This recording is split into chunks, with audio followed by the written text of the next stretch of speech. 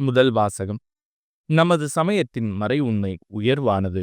திருத்தூதர் பவுல் திமோத்தேயுவுக்கு எழுதிய முதல் திருமுகத்திலிருந்து வாசகம். அதிகாரம் 3 இறைவசனங்கள் 14 முதல் 16 முடிய. அன்பிற்குரியவரே, நான் விரைவில் உன்னிடம் வருவேன் என்னும் எதிர்நோக்குடன் இவற்றை நான் எழுதுகிறேன். நான் வர காலம் தாழ்த்தினால் நீ கடவுளின் வீட்டாரிடம் எவ்வாறு நடந்து கொள்ள வேண்டும் என்பதை இத்திருமுகத்தின் வழியாக தெரிந்து கொள்ளலாம். இவ்வீட்டாரே வாழும் கடவுளின் திருச்சபை.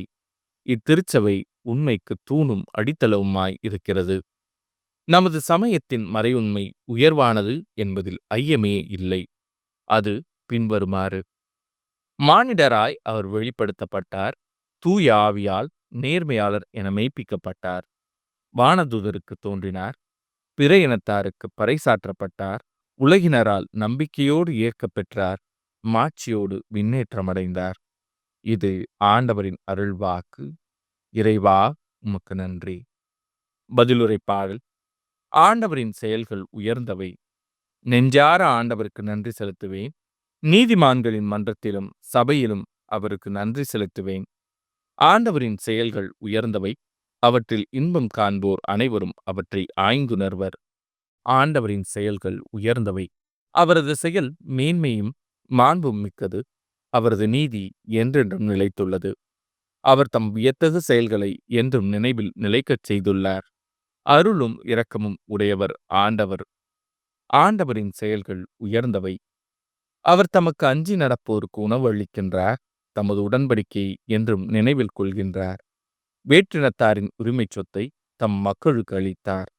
இவ்வாறு ஆற்றல் மிக்க தம் செயல்களை அவர்களுக்கு வெளிப்படுத்தினார். ஆண்டவரின் செயல்கள் உயர்ந்தவை. நற்செய்தி வாசகம். நாங்கள் குழல் ஊதினோம், நீங்கள் கூத்தாடவில்லை. நாங்கள் ஒப்பாரி வைத்தோம், நீங்கள் அழவில்லை. லூக்கா எழுதிய தூய நற்செய்தியிலிருந்து வாசகம். அதிகாரம் 7 இறைவசனங்கள் 31 முதல் 35 முடிய. அக்காலத்தில் இயேசு இத்தலைமுறையின் மக்களை யாருக்கு ஒப்பிடுவேன்? இவர்கள் யாருக்கு ஒப்பானவர்கள்?